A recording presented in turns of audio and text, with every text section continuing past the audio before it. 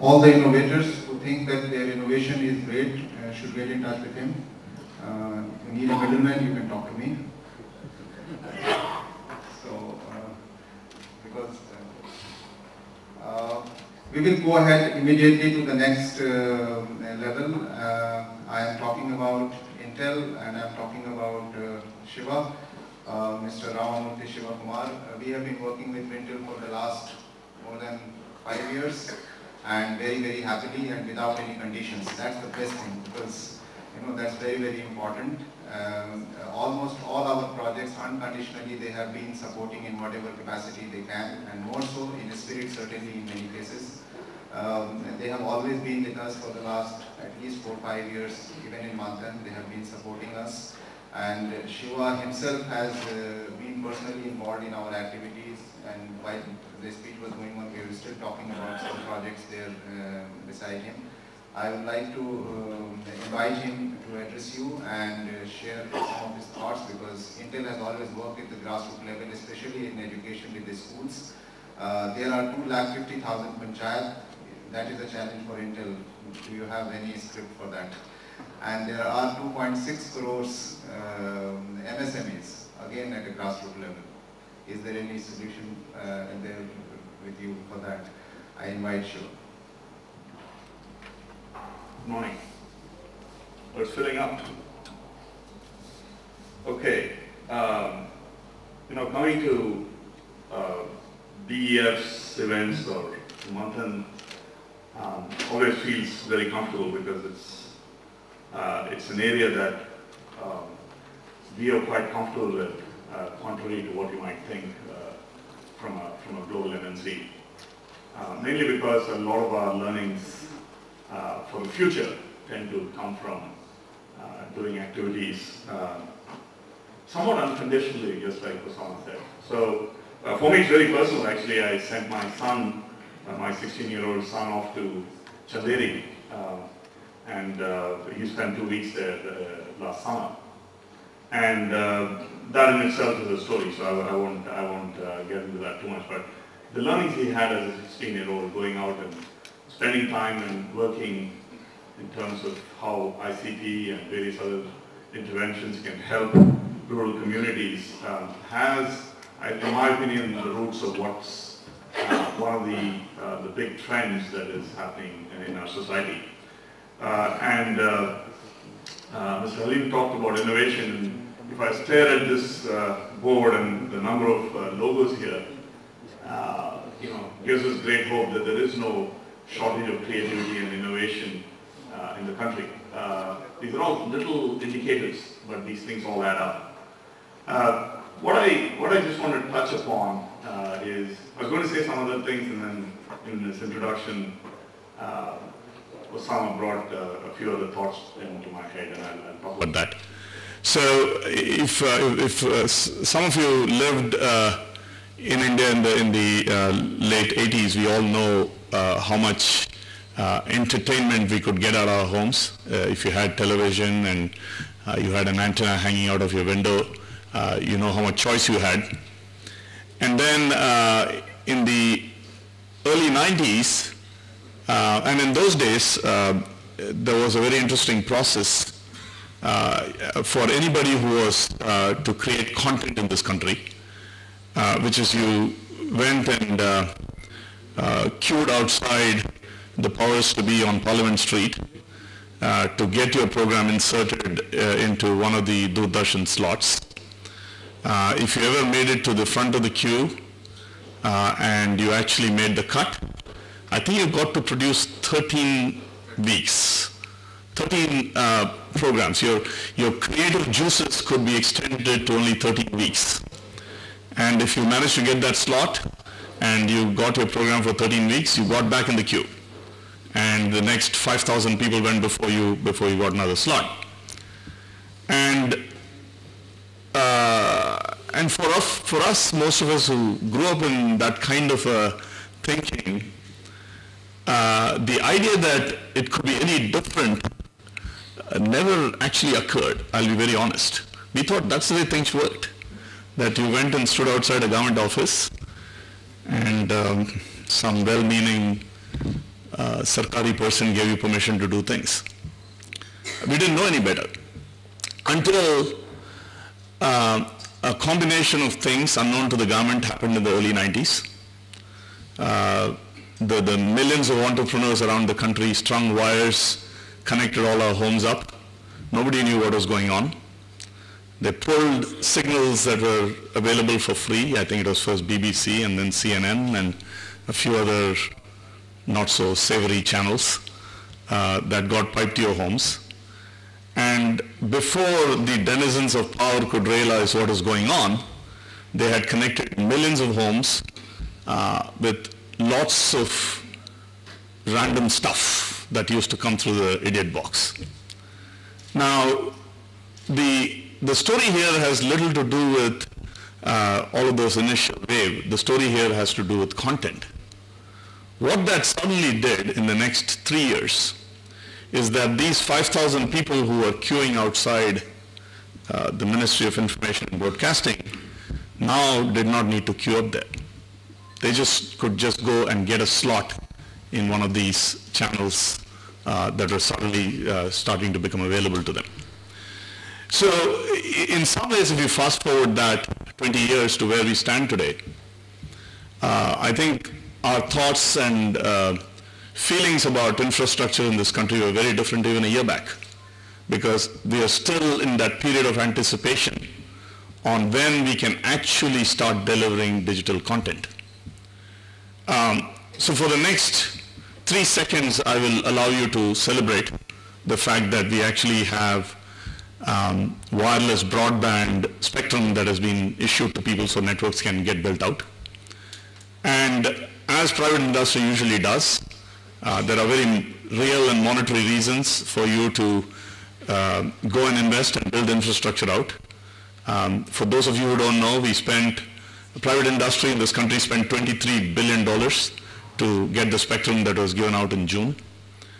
And very quickly thereafter, services are starting to get launched.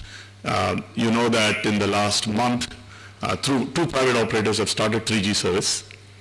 And very, very quickly, we are going to have several of those licensees start 3G service at fairly affordable pricing. And I think in about this time next year, we would have 4G service available in the country. Now, while all of that is great and it actually gives you the platform to start providing services out, and one of the things that I was going to talk to Osama about is that DEF could be a very important engine in taking many of these applications and services and connecting the dots activities that are going on, whether it's the ENGO or any number of those platforms, to really take initial advantage of that infrastructure that's coming on board. And our own data has shown, even without infrastructure, and I'm stressing that point,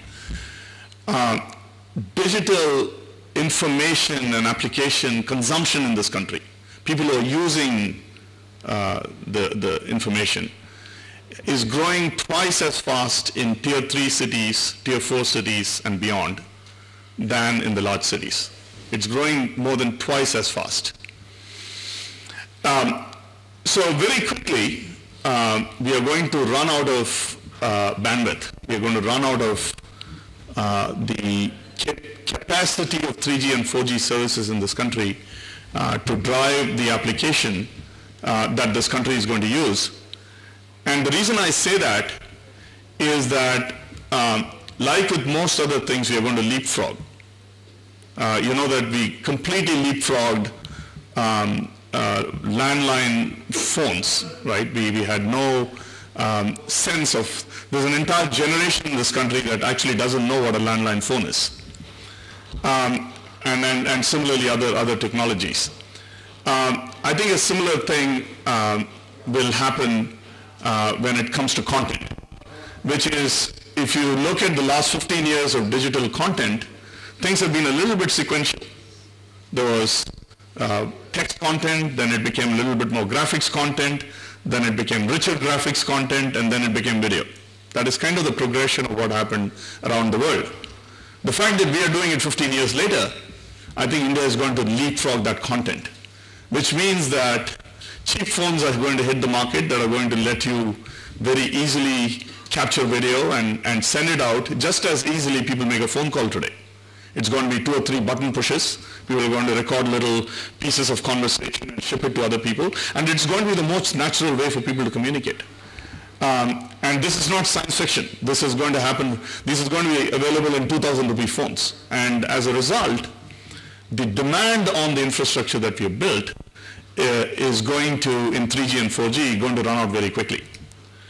And thus, many of the activities that we are involved in, other players are involved in, other technology companies are involved, other content companies are involved, and so on, to influence the government to very quickly build what we call the national fiber optics grid that virtually connects up the entire nation. Think of a mesh, a fiber optics mesh that just runs into every length and breadth of the country, that the government actually enables the creation of, because this is core infrastructure that if you let private operators willy-nilly create, will be very inefficient. So it is government assisted. It's not government is not going to dig the ground and do this. So that is a direction in which some of this very important activity in terms of giving broadband access is going to take its direction in the country. Content, like I started my quick speech here with, I'm actually less concerned about. I think content will get created in this country, just like video channels showed up without anybody triggering it, because the creativity levels are very, very high, and we are actually a very content-rich environment. So I worry less about that. Final thought is on devices, which is today we are carrying phones. Most people in this room probably have phones, and most of our fellow citizens have phones.